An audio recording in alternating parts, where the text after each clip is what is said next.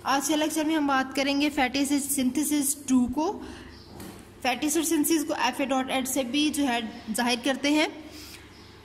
हमने जो अपना लास्ट लेक्चर लिया था उसमें हमने फैटी एसिड सिंथेसिस 1 को डिस्कस किया था, यानी कि हमने उसका पहला स्टेप देख लिया था, transfer of acetyl coenzyme from mitochondria to cytosol को डिस्कस किया था।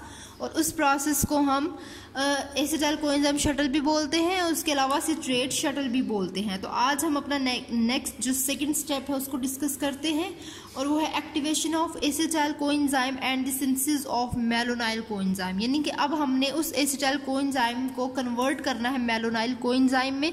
तो हमारा स्टेप है सेकंड कि एसिटाइल कोएंजाइम को अब हमने मेलोनाइल कोएंजाइम में कन्वर्ट कर देना है, यानी कि मेलोनाइल कोएंजाइम की सिंथेसिस करवानी है।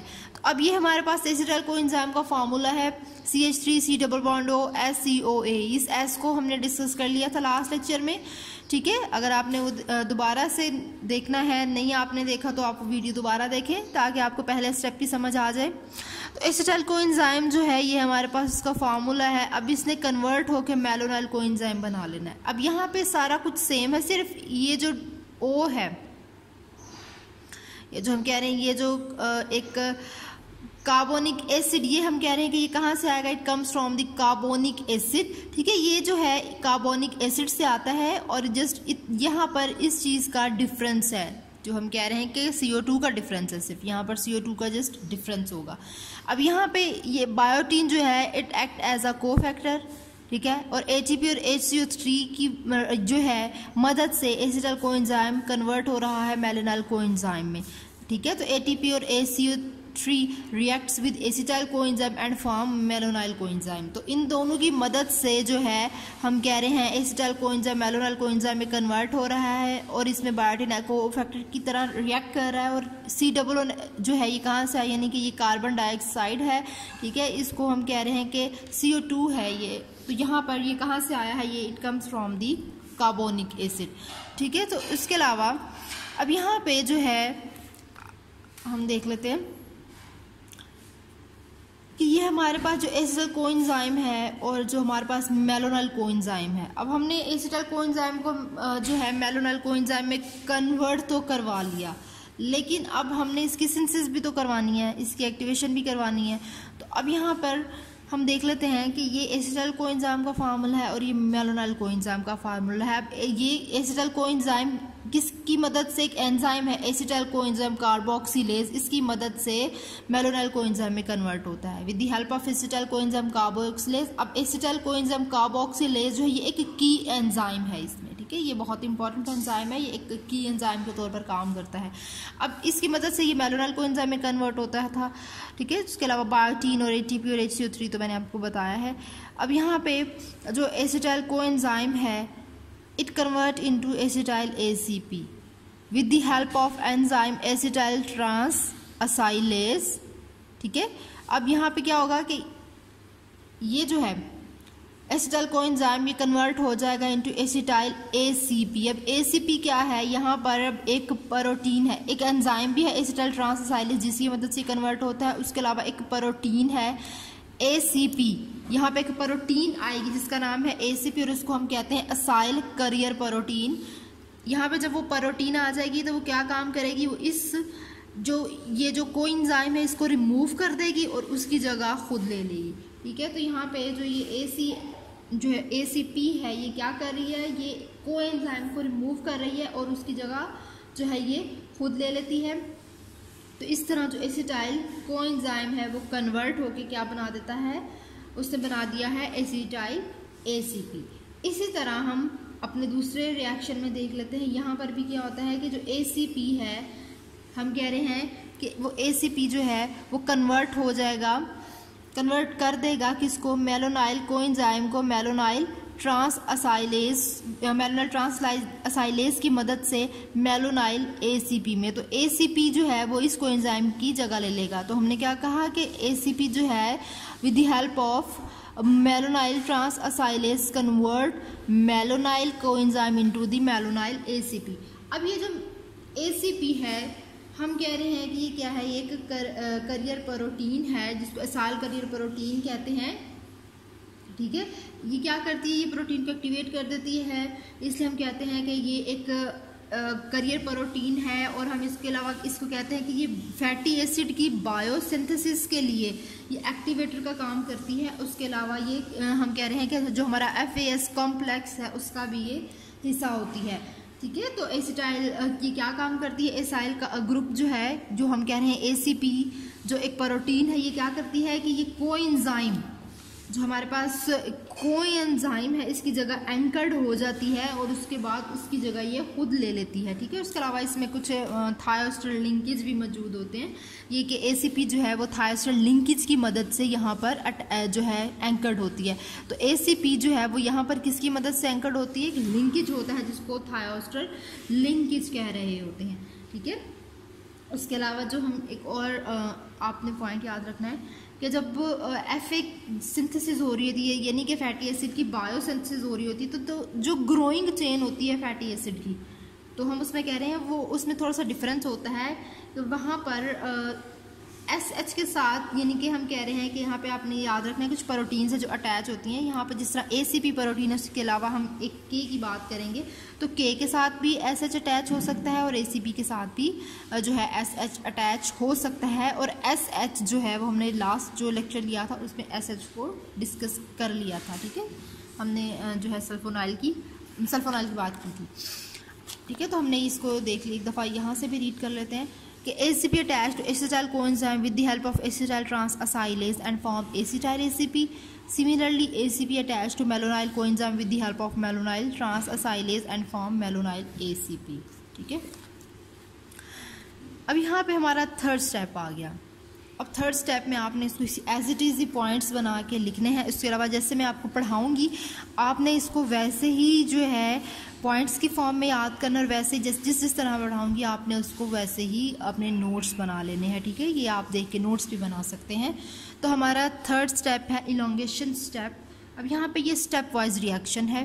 इलोंगेशन स्टेप हमारा स्टेप वाइज रिएक्शन। अब यहाँ पर 4 स्टेजेस होती हैं, ठीक है। इनके हर राउंड के लिए मतलब कि डिफरेंट एक हम कह रहे हैं कि राउंड्स होते हैं, उन सब राउंड्स में ये सारी स्टेजेस, जिस तरह एक साइकिल चल रहा होता है उसी तरह हर राउंड में ये स्टेजेस होती हैं। तो भाई हम एक ही राउंड की बात करेंगे। तो सबसे पहले हम देख लेते हैं कि कंडेंसेशन होती है, उसके बाद reduction and then dehydration, then again reduction. सबसे पहले अब हम बात करेंगे कंडेंसेशन की। कंडेंसेशन की बात करेंगे तो यहाँ पे हम देख लेते हैं कि हमारे पास जो एसिटाइल ACP बना और मेलोनाइल ACP। अब एसिटाइल ACP और मेलोनाइल ACP को हमने लेके चलना है। अब ये दोनों, ये एसिटाइल ACP प्लस मेलोनाइल ACP का फार्मूला है। अब यहाँ पे क्या होगा, यहाँ पे ACP, ये जो ACP बना, एसिटाइल ACP का ACP और मेलोनाइल ACP का ये वाला जो हिस्सा है, यानी कि ये CO2, आप COO जो है इस फॉर्म में भी लिख सकते हैं, इस फॉर्म में भी आप इसको लिख सकते हैं। इसके अलावा आप इसको इस तरह भी लिख सकते हैं। अब यहाँ पर जो C+O ये फार्मूला आगे, अब ये इसको और इसको आपने नहीं छेड़ना, जस्ट ACP और COO जो है यानी कि CO2 इसको आपने रिमूव कर लेना है।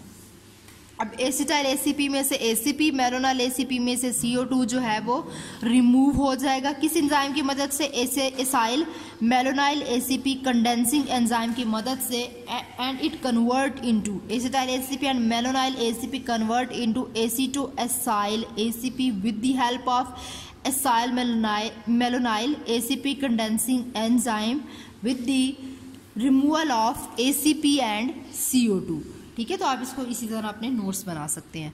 उसके अलावा हमने देख लिया कि ये कंडेंसेशन का प्रोसेस है और ये फार्मूला क्या है, ये एसिटोएसाइल ACP का फार्मूला है।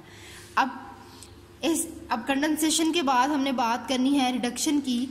तो यहाँ पर अब फिर क्या होगा, यहाँ पे हम कह रहे हैं कि NADPH जो है वो एज अ रिडक्टेंट काम करेगा। यहाँ पर क्या होगा, NADPH जो है वो एज अ रिडक्टेंट काम करेगा। It is reacts as a reducing agent. NADPH reacts as a reducing agent and with the help of beta ketoacyl ACP reductase, this acetoacyl ACP is converted into D3 hydroxybutyryl ACP, ठीक है। क्योंकि यहाँ पे reduction का process हो रहा है इसलिए NADPH यूज़ किया है हमने एज अ रिड्यूसिंग एजेंट। उसके अलावा हमें वो उस एंजाइम की मदद से इसको कन्वर्ट करा लिया और वो क्या बना, D3 हाइड्रोक्सी ब्यूट्रिल ACP बना। ठीक है, अब इसको डी इसलिए नाम दिया जाता है क्योंकि इसकी जो पोजीशन होती है वो यहाँ पर, क्योंकि यहाँ पर चेंजिंग आई है तो वो उसकी D वाली साइड पे आई है। ये एक फर्दर प्रोसेस होता है तो आपने जस्ट यही याद रखना है कि ये उसकी D साइड है और यहाँ पर चेंजिंग हुई है इसलिए इसके साथ D लगा दिया गया है, तो यहाँ पर जो है वो चेंजिंग हुई है। उसके बाद हम बात करेंगे डिहाइड्रेशन। हमारा थर्ड स्टेप डिहाइड्रेशन है।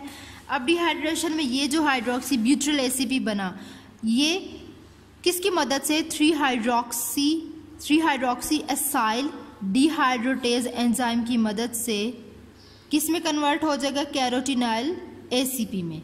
कैरोटिनाइल ACP में कन्वर्ट हो जाएगा। उसके अलावा यहाँ पर वाटर का मॉलिक्यूल रिमूव होगा तो क्या बन गया कि 3 hydroxy butyryl ACP with the help of 3 hydroxy acyl dehydratase convert into carotenoid ACP and the water is also removed in it। ठीक है, तो वाटर जो है वो इसमें से रिमूव हो जाएगा। उसके बाद अब हमने बात कर ली कैरोटिनाइल ACP की। अब इसके बाद कैरोटिनाइल ACP जो है हमारा लास्ट स्टेप अगेन रिडक्शन का है। रिडक्शन का प्रोसेस है तो फिर NADPH यूज़ होगा एज अ रिडक्टेंट। ठीक है, reduction process NADPH is used as a reducing agent. ठीक है, और यहाँ पर एक एंजाइम यूज़ होगा एनाइल ACP रिडक्टेज। ठीक है, तो crotonyl ACP with the help of enzyme enoyl ACP reductase convert into butyryl ACP। ठीक है, तो कैरोटिनाइल ब्यूट्रिल ACP में जो है कन्वर्ट हो जाएगा। अब ये उसका फार्मूला है, इसको हम एक और तरह पे लिख सकते हैं, यानी कि इस तरह भी आप इसको लिख सकते हैं। तो ये हमारे पास क्या बना, H3C CH2 double bond OACP। इसमें कोई फ़र्क तो नहीं है, दोनों सेम ही है। अब ये जो है ये हमारे पास 4 कार्बन है। ब्यूट्रल में हम कह रहे हैं कि हमारे पास 4 कार्बन फार्मूला है, हमारे पास 4 कार्बन स्ट्रक्चर बन गया इसलिए इसका नाम ब्यूट्रल ACP है। ठीक है, ये देखिए दोनों सेम ही है। ठीक है, ये भी वही है और ये भी वही है। ठीक है, तो ये ब्यूट्रल ACP बना। अब यहाँ पे हम कहते हैं, क्योंकि हमने बात की कि ये हर राउंड के हिसाब से होता है। ठीक है, तो हर राउंड में कंडेंसेशन, डिहाइड्रेशन, रिडक्शन सेम वैसे ही होता है। तो ये साइकिल जो है ख़ुद ही रिपीट होता रहता है with the help of malonyl ACP। 2 से 3 से 4 से 6 टाइम तक ये रिपीट हो सकता है। उसके बाद ये तब तक रिपीट होता है जब तक इसको पाल्मिटॉयल ACP नहीं बन जाता। अब इसका जो फैटी एसिड का एंड प्रोडक्ट है वो है पाल्मिटॉयल ACP। ठीक है, तो the end product of fatty acid synthesis is palmitoyl ACP। ठीक है, और पाल्मिटॉयल ACP जो है अभी ये हम कह रहे हैं इनएक्टिव है, इसने एक्टिव होना है। ठीक है, तो यहाँ पर जो है ये प्रोसेस कंटिन्यू होता रहेगा till the formation of the palmitoyl ACP। And यहाँ पे वो जो पाल्मिटॉयल ACP है ये एंड प्रोडक्ट इसको क्यों कहा जाता है, वो इसलिए कहा जाता है क्योंकि यहाँ पर ये जो एंजाइम है acyl malonyl ACP condensing enzyme, इसकी मदद से आगे फर्दर जो प्रोसेस कंटिन्यू हो रहा है ना, कि यानी कि ये दोनों कन्वर्ट होते हैं आगे फर्दर। तो यहाँ पर जब ये पाल्मिटॉयल बन जाता है, पाल्मिटॉयल ACP बन जाएगा, तो ये जो acyl malonyl ACP condensing enzyme है वो इसको रोक देगा कि ये जो पाल्मिटॉयल ACP है ये फर्दर एलोंगेशन स्टेप करे, फर्दर डिहाइड्रेशन करे, फर्दर रिडक्शन करे। ठीक है, तो यहाँ पर आके ये ख़त्म हो जाएगा। जब पाल्मिटॉयल बन जाता है ये एंड प्रोडक्ट हो जाती है। ये हम कह रहे हैं कि फैटी एसिड की सिंथेसिस यहाँ पर मुकम्मल हो गई है, फैटी एसिड बायोसिंथेसिस यहाँ पर कंप्लीट हो गई है। तो फिर यहाँ पर ये पाल्मिटॉयल ACP जो है वो एंड प्रोडक्ट हो जाएगा और नेक्स्ट जो हमारा एलोंगेशन स्टेप है वो नहीं होगा। अब पाल्मिटॉयल ACP को हमने जो है एक्टिव करना है, तो palmitoyl ACP with the help of an enzyme thioesterase convert into palmitate and ACP। तो पाल्मिटॉयल ACP से क्या होगा कि यहाँ पे जो है डिसोसिएशन हो जाएगी, किस एंजाइम की मदद से, थायोस्टेरेज की मदद से पाल्मिटेट अलग हो जाएगा और ACP अलग हो जाएगा। ठीक है, it is the active form. उसके अलावा इसमें जो है आपने कुछ स्टेप्स और याद रखने हैं। यहाँ पर बायोसिंथेसिस तो कंप्लीट हो गई, हमारे पास फैटी एसिड तो बन गया। ठीक है, तो यहाँ पे क्या होता है कि ये जो प्रोसेस हो रहा होता है, जो हम रिएक्शन कर रहे हैं फैटी एसिड बायोसिंथेसिस की जो हम बात कर रहे हैं, ये जो है कहाँ पर हो रहा होता है, ये सेल की बात करें तो ये जो एंडोप्लाज्मिक रेटिकुलम है, ठीक है। तो एंडोप्लाज्मिक रेटिकुलम में ये प्रोसेस जो है ये हो रहा होता है। इसके अलावा हमने पाल्मिटिक एसिड की भी बात कर ली कि ये कन्वर्ट हो जाएगा पाल्मिटाइल, पहले पाल्मिटिक एसिड बनता है, then it convert into palmityl ACP, ठीक है। तो हम कहते हैं कि जो एंड प्रोडक्ट है वो पाल्मिटिक एसिड है, फिर वो कन्वर्ट होके पाल्मिटाइल ACP जो है वो बना देता है। यानी कि आप पाल्मिटाइल ACP के अलावा जो है आप इसको पाल्मिटाइल कोएंजाइम भी बोल सकते हैं, ठीक है। तो यहाँ पर हम लिख लेते हैं कि यहाँ पे हमारे पास क्या बना, पाल्मिटाइल, जिस तरह हमने पहले अपने लास्ट रिएक्शंस में देखा था कि पाल्मिटाइल कोएंजाइम बनता है पाल्मिटिक एसिड से coenzyme, then it form palmityl ACP। तो आपने ये याद रखना है कि पाल्मिटिक एसिड बनता है और वो पाल्मिटिक एसिड जो है वो कन्वर्ट होके COA बना देता है। उसके बाद अगर आप जस्ट इसको पाल्मिटाइल कोएंजाइम भी याद रखेंगे कि ये इसका एंड प्रोडक्ट है तो ठीक है, तो कोई टेंशन वाली बात नहीं है। तो पाल्मिटाइल कोएंजाइम भी आप याद रख सकते हैं। उसके अलावा फिर हम पाल्मिटाइल जिस तरह हमने ये बनाया था, क्योंकि हमने नेक्स्ट प्रोसेस तक हमने यहाँ तक इसको लेकर गए हैं ना, तो इसलिए हमने पाल्मिटिक एसिड को इसमें कन्वर्ट करवा कर फिर ACP में करवाया था। वो इसलिए क्योंकि हमने फर्दर करके देखना था कि आगे हमारा प्रोसेस चलता है या नहीं चलता, ठीक है। तो पाल्मिटिक एसिड इसका एंड प्रोडक्ट है और उसके बाद हम इसको लिख लेते हैं कि एंड प्रोडक्ट क्या है। End product is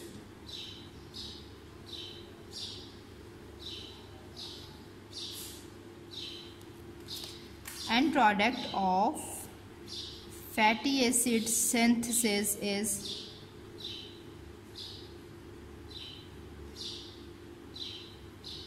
palmitic acid, and then palmitic acid is converted into palmityl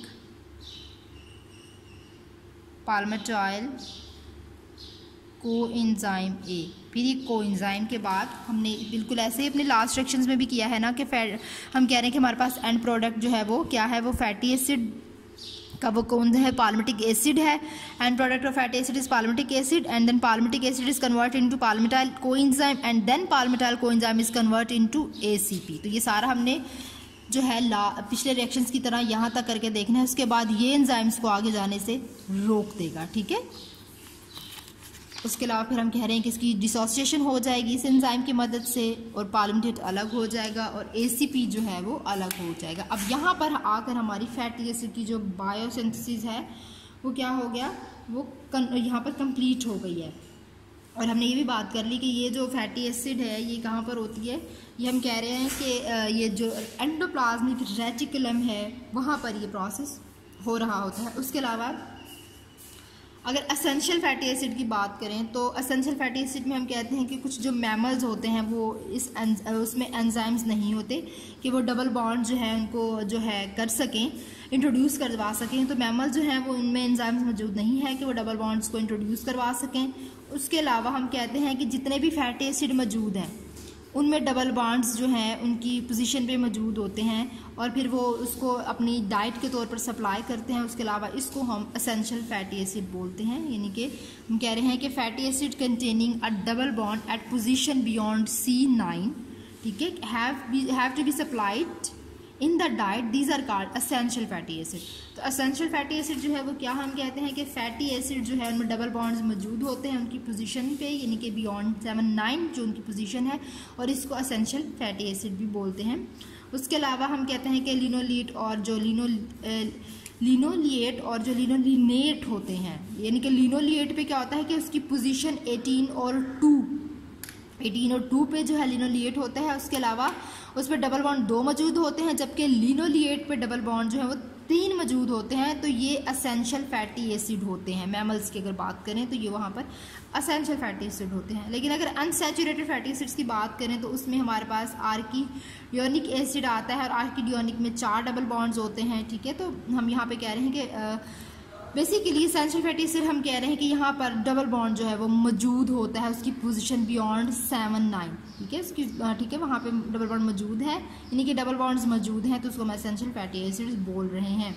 उसके अलावा जो इकोसिनाइड और आर्किनॉइड एसिड जो हैं ये हार्मोनल और सिग्नलिंग प्रॉपर्टीज़ का काम करते हैं, ठीक है। तो इसके अलावा ये फर्दर इसकी क्लासिफिकेशन होती है, प्रोस्टाग्लैंडिन्स, थ्रोमैक्सिन्स, उसके अलावा जो है ल्यूकोट्रीन्स, ये फर्दर इसकी आगे क्लासिफिकेशन होती है कॉसिनॉइड्स की। तो आपने जस्ट इतना ही याद रखना है, ठीक है, कि एसेंशियल फैटी एसिड भी मैंने आपको बता दिया है, तो आपने एसेंशियल फैटी एसिड को भी याद रखना है कि एसेंशियल फैटी एसिड जो है हम किसको कहते हैं, ठीक है। तो अब हमने फैटी एसिड की बायोसिंथेसिस जो है वो कंप्लीट कर लिया, इसके बाद हम उसकी रेगुलेशन को भी देख लेते हैं।